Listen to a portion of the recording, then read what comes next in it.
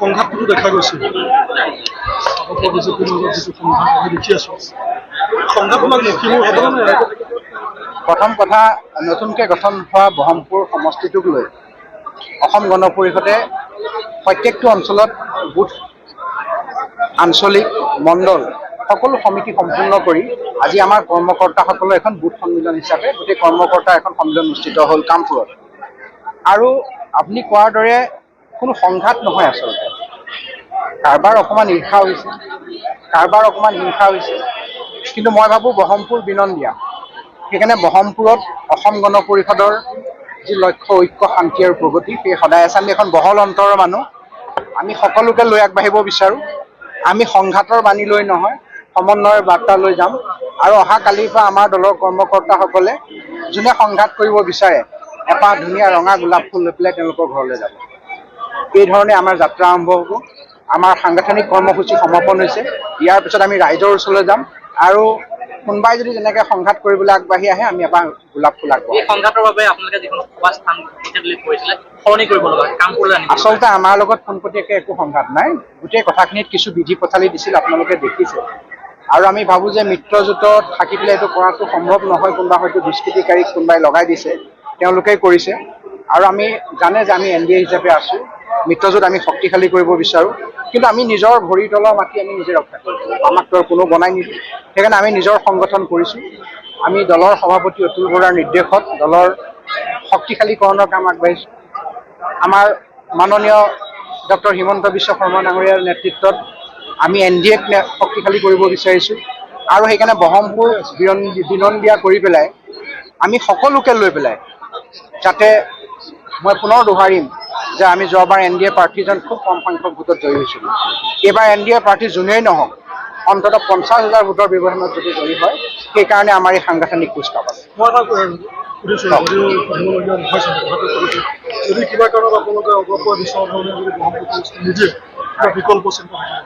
প্ৰথম কথা, আমি মিত্ৰতাত আশাবাদী। আমি মিত্ৰতাত ইমানলৈকে আশাবাদী যে বহৰমপুৰ সমষ্টিটো যিহেতু 7টা টাৰ্ম 35 বছৰ অসম গণ পৰিষদৰ হাতত আছিলে, দলটোৰ জাতীয়তাবাদী ৰাইজক সন্মান জনাই সমষ্টিটো উভতাই দিয়া হ'ব। আৰু দলে যি সিদ্ধান্তই লয় আমি দলটোৰ এগৰাকী কৰ্ম হিচাপে সেই সিদ্ধান্ত সময়ত মানিছোঁ। অসম গণ পৰিষদৰ বুথ সন্মিলনৰ সভা অনুষ্ঠিত হৈ গ'ল। 284টা বুথৰ প্ৰতিটো বুথৰ পূৰ্ণাংগ কমিটি ইয়াত আজি আহিছিল। ৰাইজৰ ব্যাপক উৎসাহ দেখিলোঁ। অসম গণ পৰিষদৰ প্ৰতি ৰাইজৰ ব্যাপক সমৰ্থন দেখিলোঁ। আমি সমগ্ৰ অসমতে আজি NDAৰ সপক্ষে অসম গণ পৰিষদৰ সপক্ষে যি বঁটা বলিছে, সেই বঁটা বৰহমপুৰতো আহি পাইছে। বৰহমপুৰত অসম গণ পৰিষদ এটা অতি শক্তিশালী স্থিতি আছিল। আমি বিশ্বাস কৰোঁ ৰাইজৰ সহযোগত, ৰাইজৰ সমৰ্থনত অগপৰ দুৰ্গ বৰহমপুৰত অসম গণ পৰিষদৰ বিজয় যাত্ৰা অব্যাহত। ইতিমধ্যে অগপ আৰু বিজেপিৰ মাজত ক্ষেত্ৰ লৈ পেলাই মতানৈক্য আৰম্ভ হৈছে, এই ক্ষেত্ৰত কি ক'ব? কোনো মতানৈক্য হোৱা নাই। আমি 2016 চনৰ পৰা ভাৰতীয় জনতা পাৰ্টীৰ সৈতে একেলগে নিৰ্বাচন কৰিছোঁ। এইবাৰো আমি একেলগে নিৰ্বাচন কৰিম। আৰু পুনৰবাৰ ডক্টৰ হিমন্ত বিশ্ব শৰ্মাৰ নেতৃত্বত NDA আমাৰ মিত্ৰজোঁটৰ চৰকাৰ হ'ব, তাত অসম গণ পৰিষদ অংশীদাৰ হ'ব।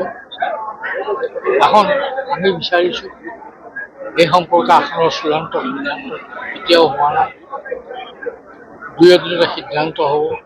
আমি আশা কৰোঁ অসম গণ পৰিষদৰ প্ৰতি ৰাইজৰ যি সমৰ্থন আছে, সেই সমৰ্থনৰ প্ৰতি লক্ষ্য ৰাখি আমি অসম গণ পৰিষদে কেইটা চিট বিচাৰিব অসমত? আমি কেইটা চিট বিচাৰোঁ নকওঁ, কিন্তু এটা কথা আপোনালোক কৈছে, এইবাৰ অসমত অসম গণ পৰিষদৰ বহৰমপুৰ সমষ্টি আপোনালোকে বিচাৰিছে নেকি? তেনেকুৱা কিবা আছে? না, বিচাৰিছোঁ। বিচাৰিব কথা নাই, আমি বিচাৰিছোঁ। বিজেপিয়ে যি চিট আপোনালোকক দিব, অসম গণ পৰিষদ দিব, তাক লৈ আপোনালোক সন্তুষ্ট হ'বনে? এতিয়া আলোচনা চলি আছে, আলোচনা সম্পূৰ্ণ হ'ব দিয়ক। আচলতে বিজেপিয়ে যি বুলি কথা নাই, আমি নিৰ্বাচন NDA হিচাপে কৰিছোঁ। গতিকে আমি NDA হিচাপে নিৰ্বাচন আৰু আমাৰ আশাবাদী অসম গণ পৰিষদে যোৱাবাৰতকৈ এইবাৰ বেছি MLA বিজয়ী কৰিব সক্ষম। দাদা কিবা ক'বনে?